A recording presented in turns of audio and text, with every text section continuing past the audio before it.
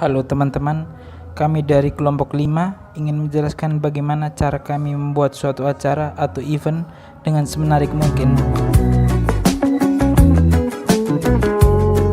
Di sini saya akan menjelaskan tentang bagaimana cara kami menemukan tempat atau mencari sebuah lokasi untuk membuat suatu event atau acara.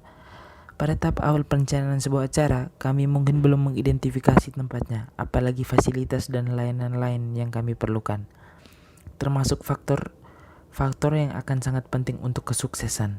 Ini mungkin termasuk lokasi acara, jadi kami akan mencari tempat yang mudah dijangkau atau strategis dan kemampuan untuk memastikan bahwa semua item yang diperlukan, mulai dari peralatan sumber daya, personil, dan pengunjung dapat mencapai tempat tersebut dengan mudah. Tempat manapun yang paling sesuai dengan kriteria harus dipilih dengan mempertimbangkan harga dan profesionalisme manajemen tempat tersebut. Kunjungan lokasi harus diatur melalui manajer tempat. Jadi, ketika kami sudah mendapatkan tempat tersebut, kami juga harus memastikan bahwa acara yang kami buat itu harus berjalan dengan baik. Jadi, kami sebagai penyelenggara harus memperhatikan bagaimana lingkungan tersebut, apakah acara yang kami buat itu menarik, apakah tempat tersebut tenang, apakah alat musiknya baik atau stabil, dan juga kami juga harus memastikan tempat tersebut harus bersih dan tertata rapi. Tetapi jika kami mengutamakan makanan, maka kami harus membuat makanan itu seenak mungkin atau semenarik mungkin untuk diminati oleh para pengunjung. Sekian dari saya, terima kasih. Ya, saya akan melanjutkan tentang logistik dari saudara Melki. Studi kasus yang terjadi pada logistik yaitu diawal dari perusahaan DB Sensor. Perusahaan tersebut bergerak pada bidang pengiriman logistik dan segala jenisnya yang bisa melalui darat, udara maupun laut. Kita lebih mengenal DB Sensor dan contoh-contohnya. Jadi DB Sensor ini berdiri pada tahun 1872. Pada tahun 1872, DB Sensor ini sangat mendukung untuk pengiriman event logistik, maupun dari darat, laut, maupun udara. DB Sensor sendiri berjalan pada awal pertama kali yaitu pada tahun 1972. Dia melakukan sebuah pengiriman untuk acara internasional yaitu Olimpiade sejak tahun 1972 disponsori oleh Coca-Cola dan juga mengirimkan untuk acara olahraga Olimpiade di Munich. Setelah itu DB Sensor melakukan pengembangan sehingga sampai melakukan pengiriman pada Piala Dunia tahun 2006. Pada Olimpiade 2008, DB Sensor melakukan sebuah perencanaan untuk melakukan pengiriman secara cepat, yaitu pada acara Beijing melakukan pengiriman selama 17 hari, mengangkut peralatan senilai 55 juta US dollar. Dan 2 tahun tersebut dia mengatur transportasi dan gudang penyimpanan. Lalu DB Sensor sendiri menjadikan resmi untuk melakukan pengiriman barang Olimpiade. Karena pengiriman melalui udara cukup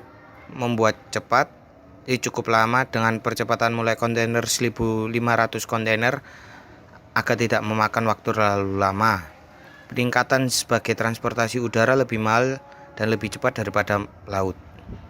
Jadi pada tahun 2008 Beijing ini melakukan ide baru yaitu 17 hari pengiriman dengan maksimal 1.500 kontainer dengan menggunakan pesawat. DB Sensor menjadikan perusahaan yang selalu mengirimkan untuk olimpiade besar.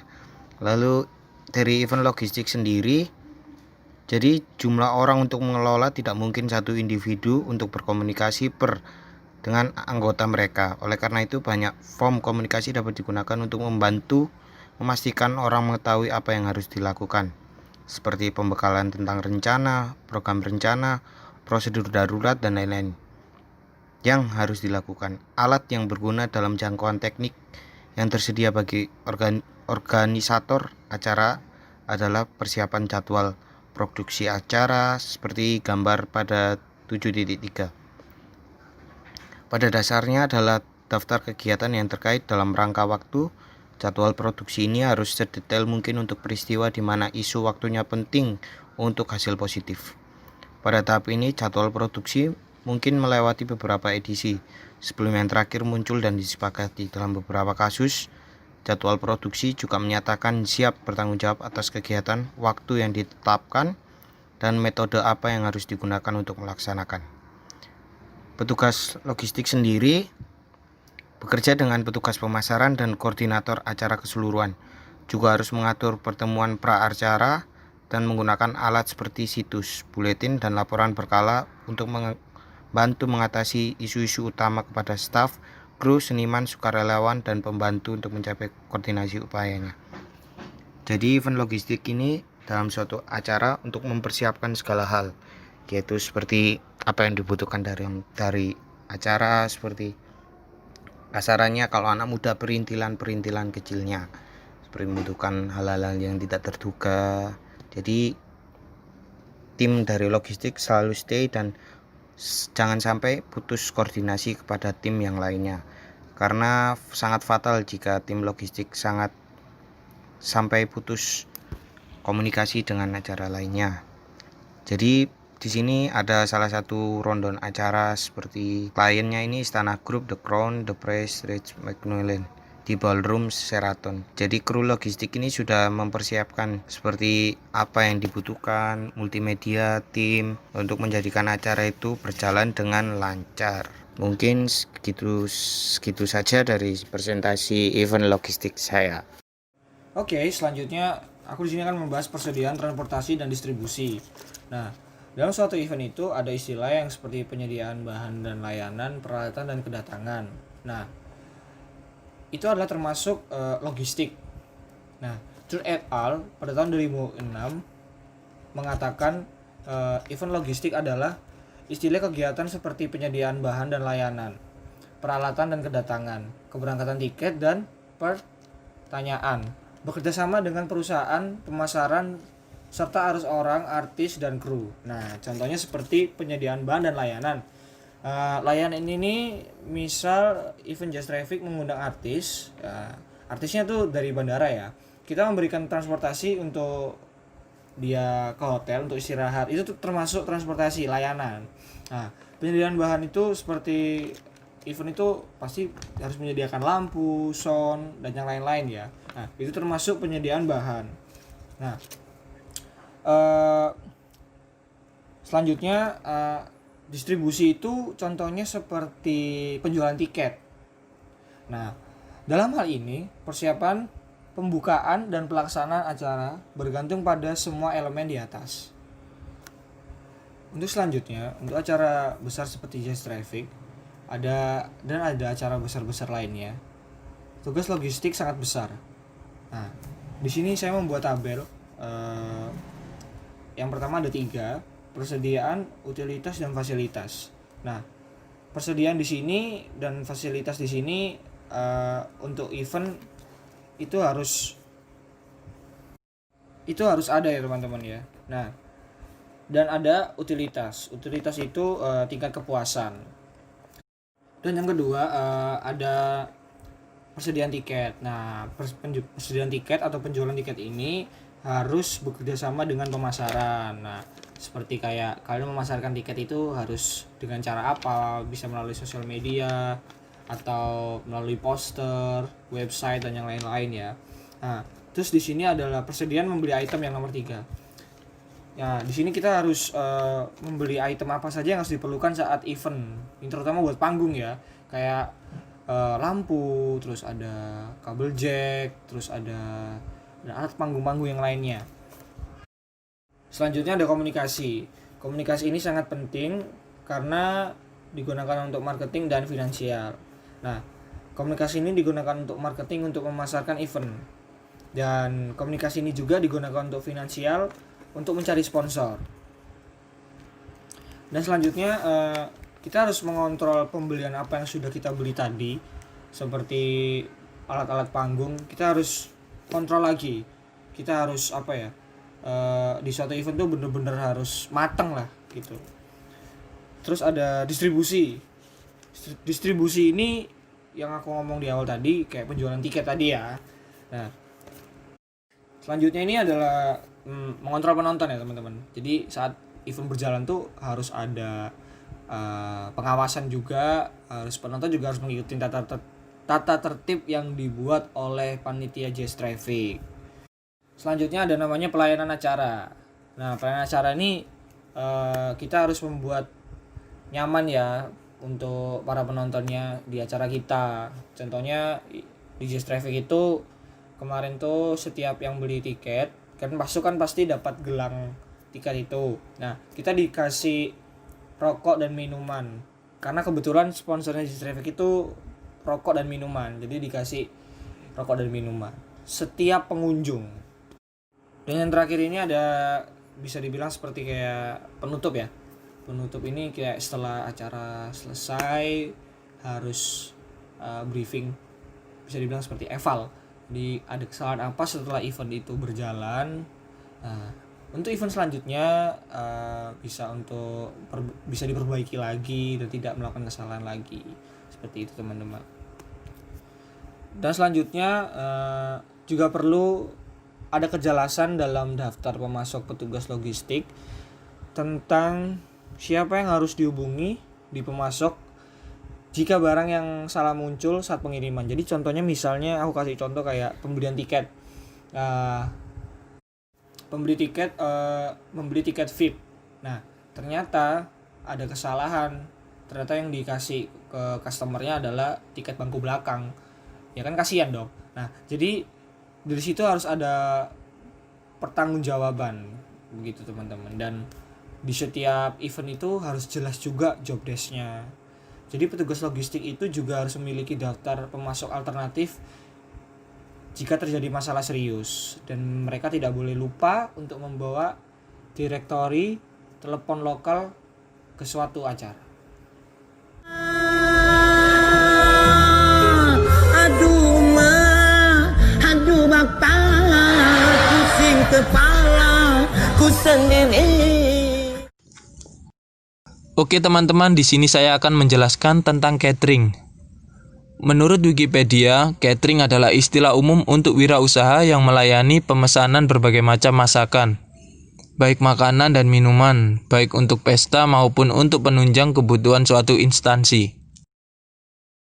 Dalam organisasi catering sangat bervariasi sesuai dengan jenis tempat, tetapi secara umum ada pilihan antara catering in-house, seperti yang dipraktikkan oleh Departemen Perjamuan dari tempat-tempat tipe hotel, dan mengontrak catering, dan juga seperti yang dipraktikkan oleh jenis lain dari venue, mulai dari aula umum hingga stadion olahraga. Ada keuntungan dan kerugian dari kedua metode, dan metode yang disediakan oleh tempat untuk menangani catering mereka mungkin ada hubungannya dengan presiden sejarah di tempat itu, seperti halnya dengan masalah profitabilitas, fleksibilitas, dan kenyamanan. Setelah menemukan catering, pertanyaan dasar dan titik awal untuk menentukan apa yang akan pengunjung miliki adalah sama. Ini adalah pertanyaan tentang jumlah orang, waktu penyelenggaraan, anggaran, dan pengunjung itu sendiri. Dapat dikatakan bahwa salah satu kegagalan utama catering di acara-acara adalah ketidakpekaan terhadap jenis orang yang hadir. Ada kecenderungan ke arah menu standar dan agak dapat diprediksi yang meskipun nyaman untuk dapur dan koordinator penjualan, mungkin tidak sesuai untuk jenis pengunjung tertentu. Contohnya, masyarakat yang menghadiri acara semakin terdidik tentang makanan dan minuman daripada di waktu-waktu sebelumnya. Tata letak kafe atau layanan jenis prasmanan juga perlu dipertimbangkan dengan cermat. Dalam catering, ada beberapa alternatif cafeteria flow service. Yang pertama ada standar cafeteria service, yang merupakan counter garis lurus dengan titik pembayaran di ujung. Yang kedua ada free flow counter service yang merupakan layanan counter aliran bebas atau layanan pindah ke layanan acak. Dalam hal ini, catering atau prasmanan populer di acara-acara dan biasanya ada dua jenis. Yang pertama ada finger buffet atau prasmanan jari. Yang kedua ada fork buffet atau prasmanan garpu.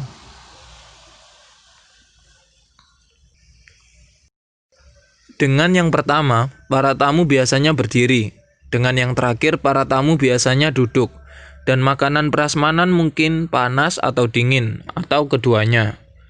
Penyelenggara harus memastikan bahwa mereka telah menyediakan tata letak tempat duduk untuk acara yang paling sesuai dengan klien. Untuk makanan dengan layanan lengkap, rasio layanan yang khas adalah 1 anggota staf catering dengan antara 10 dan 15 pengunjung, ditambah 1 anggota staf minuman untuk layanan anggur untuk setiap 30 pengunjung. Ada beberapa contoh tata letak ruang duduk. Yang pertama ada theater style, biasanya digunakan untuk perkuliahan atau kelompok besar yang tidak memerlukan tulisan. Yang kedua ada banquet style, yang biasanya digunakan untuk makan malam dan diskusi kelompok kecil. Yang ketiga ada cabaret style, digunakan untuk konferensi dan rapat berukuran sedang. Yang keempat ada hollow square style, yang digunakan untuk makan malam dan rapat kelompok kurang dari 40. Yang kelima ada classroom, digunakan untuk kuliah dan beberapa pertemuan formal. Yang keenam ada U-shape style, digunakan untuk beberapa jenis pertemuan kecil hingga menengah. Yang ketujuh ada boardroom, digunakan untuk kerja kelompok kecil atau pertemuan manajemen dan makan malam pribadi kecil.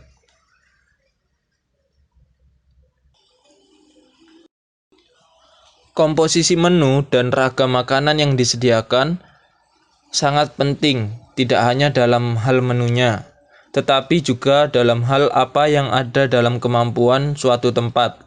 Misalnya, berbagai hidangan dengan harga individual dapat disarankan kepada pengelola yang kemudian memilih pilihan yang sesuai dengan kemungkinan profil pengunjung. Hal ini itu didasarkan pada pandangan bahwa penyelenggara mengetahui sesuatu tentang gaya, suka dan tidak suka publik, namun tidak semua melakukannya. Dan penyelenggara sering memilih hidangan yang mereka suka, hanya untuk menemukan bahwa pengunjung mengkritik penilaian mereka yang buruk. Oleh karena itu, komposisi menu bukan hanya masalah teknis, tetapi juga pertanyaan serius yang harus ditanyakan sendiri oleh penyelenggara. Seperti apa pengunjung potensial kita? Apa demografi mereka? Apa gaya makan mereka yang paling populer?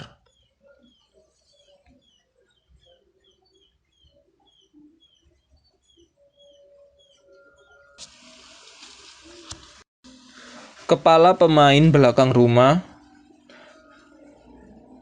dalam operasi catering adalah kepala koki dan manajer bar. Dalam arti mereka bertanggung jawab atas penetapan biaya makanan dan minuman, pra-perencanaan, pemesanan dan persiapan makanan dan minuman. Namun demikian, harus tetap demikian pertanyaan awal dan pertemuan pertama antara tempat dan penyelenggara mungkin akan dilakukan dengan manajer penjualan tempat atau koordinator penjualan, meskipun sejumlah penyelenggara akan meminta koki untuk hadir untuk mencari tahu catering tempat tersebut mampu memproduksi. Alternatifnya adalah mengontrakkan catering ke organisasi spesialis.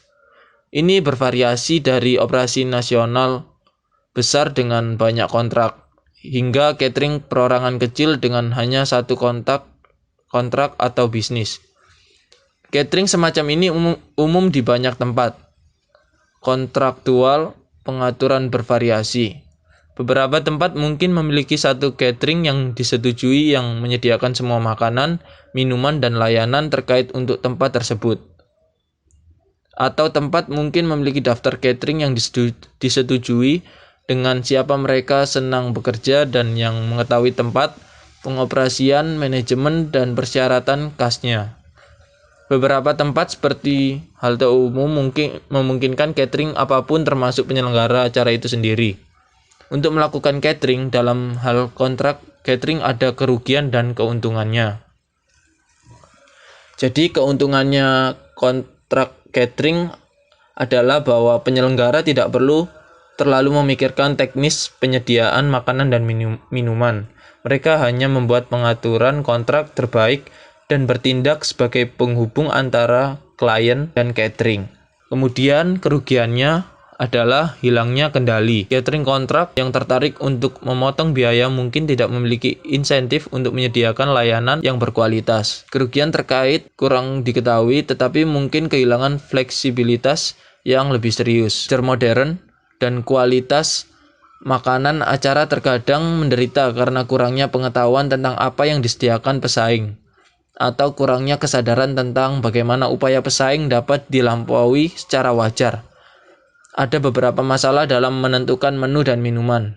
Yang pertama, jumlah pengunjung yang menghadiri dan diharapkan untuk membeli minuman dan berapa banyak peluang penyelenggaraan yang mungkin diwakili oleh kunjungan ke acara tersebut. Yang kedua, ada jumlah batang atau awak yang harus diberi makan dan pada jam berapa. Yang ketiga, rincian tentang kelompok pengunjung itu sendiri.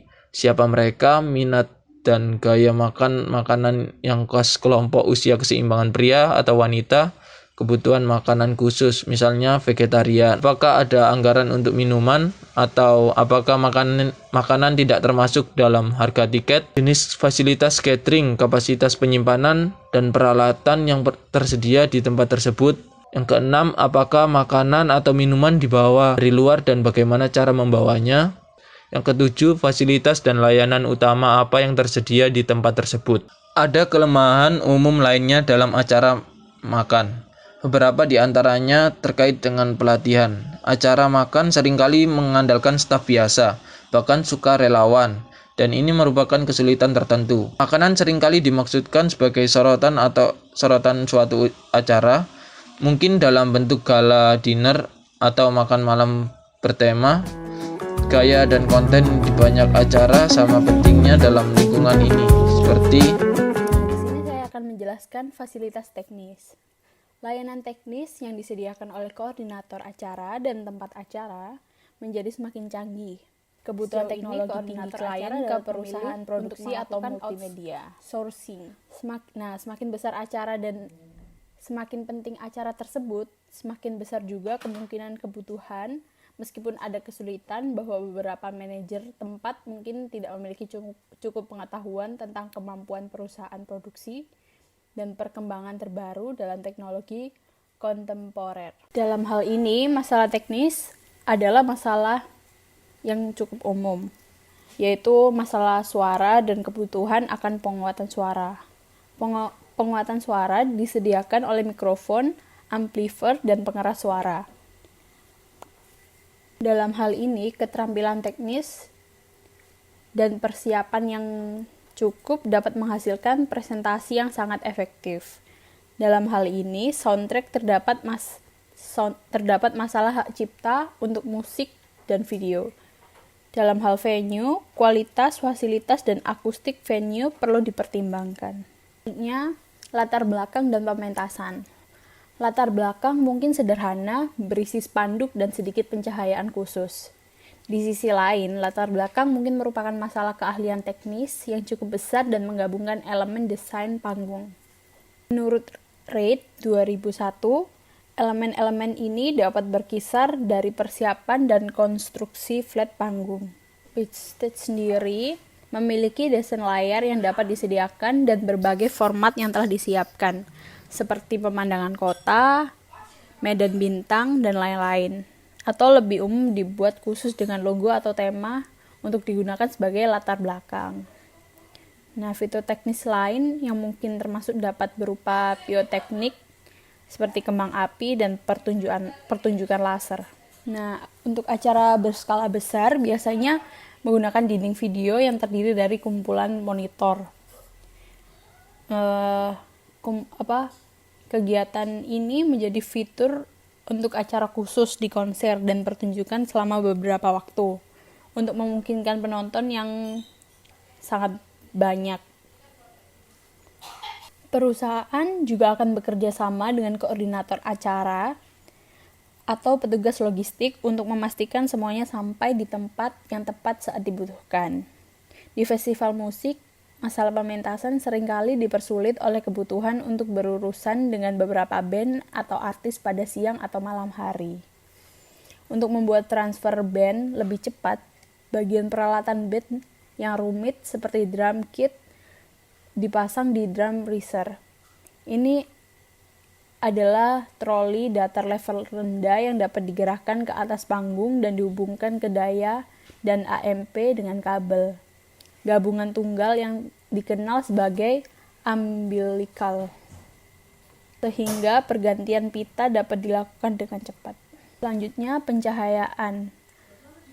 Pencahayaan adalah tempat memiliki sebuah jumlah tujuan. Beberapa fungsi ruang serbaguna itu sendiri tujuan utamanya adalah untuk memberikan pencahayaan ambien, untuk menonjolkan artis atau pembicara, untuk menerangi latar belakang, dan untuk meningkatkan suasana. Masalah dalam pencahayaan adalah salah satu ketentuan untuk keselamatan dan untuk membantu orang merasa aman, terutama dalam hal jalan keluar dan lalu lintas di dalam dan di sekitar tempat. Pencahayaan yang tersebar diperlukan di area umum sebuah gedung, seperti koridor, toilet, foyer, dan area resepsionis harus memiliki penerangan yang baik. Pencahayaan darurat juga sangat penting dan merupakan persyaratan hukum di gedung-gedung publik. Ini biasanya disediakan oleh lampu bertenaga baterai sekunder yang bertahan hingga 3 jam. Diaktifkan oleh sistem alarm, kebakaran, atau mati lampu. Pintu keluar harus diterangi dengan jelas dan penerangan darurat cukup untuk memungkinkan sarana pelarian yang memadai. Di beberapa bangunan modern, strip penerangan lantai disediakan di sepanjang rute keluar. Penerangan keamanan juga diperlukan untuk area yang memiliki peralatan mahal seperti komputer, secara eksternal, terutama di tempat parkir mobil dan di sekitar gedung. Pencahayaan yang baik diperlukan untuk memastikan pengunjung merasa aman. Selanjutnya, saya akan menjelaskan suara dan komunikasi. Secara historis, sistem suara di tempat-tempat yang paling baik adalah mikrofon dan sepasang pengeras suara. Dan jika beruntung, amplifier dan mixer. Ini cenderung tidak memadai untuk kebutuhan saat ini. Akibatnya, penyedia sound system profesional seringkali diperlukan. Tidak hanya kebutuhan penonton untuk bisa mendengarkan proceeding, ada juga masalah penguatan suara yang dibutuhkan dengan alat visual dan presentasi multimedia untuk mengiringi set, untuk memberikan suasana, serta memberikan yang lebih lengkap. Berbagai stimulasi aural untuk menonton di suatu acara.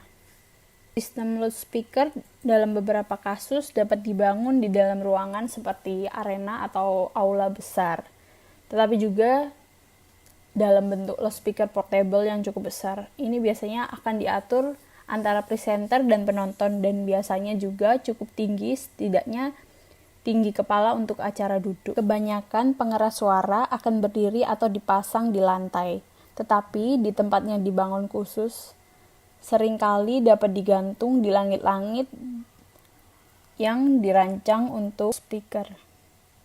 Juga beberapa masalah yang harus diingat, dan semakin banyak loudspeaker yang disaring dengan beberapa cara seperti tirai ringan, tampilan bunga, atau pencahayaan yang cermat, sehingga pengeras suara itu sendiri berada dalam pengasingan yang relatif. Jika sebuah acara sangat besar dan berlangsung di tempat tipe arena, mungkin juga ada kebutuhan untuk memungkinkan komunikasi antara lebih dari satu teknisi dan antar koordinator. Selanjutnya ada fasilitas dan pembersihan. Pembersihan adalah masalah yang terkadang diabaikan dalam melayani tempat dan acara. Sangat penting bahwa ketika ada jeda dalam program atau pada titik nyaman lainnya, kesempatan diambil untuk membersihkan sampah-sampah kecil. Pengosongan tempat sampah, pengisian bahan habis, pakai, dan stok lainnya ini harus direncanakan untuk terjadi secara berkala dan dapat dianggap sebagai tindakan pencegahan. Peralatan dan bahan pembersih harus tersedia dan dapat diakses oleh staf pendukung. Seperti semisalnya seorang tamu yang terlalu manjakan diri pada saat makan malam dan di bar, kemudian muntah dalam perjalanan menuju toilet. Terlambatan dalam menanggapi krisis ini biasanya disebabkan oleh kurangnya peralatan, material, dan pemikiran yang ditempatkan dengan benar. Dalam hal penyediaan fasilitas, aturan umumnya adalah menyediakan satu toilet untuk setiap 75 orang setiap jenis kelamin, yang dapat ditingkatkan untuk acara VIP, yaitu toilet portable, misalnya dapat disewa dalam bentuk blok. Standar fasilitas yang berbeda juga dapat disewa, seperti shower block jika diperlukan. Sekian presentasi dari kelompok kami. Terima kasih.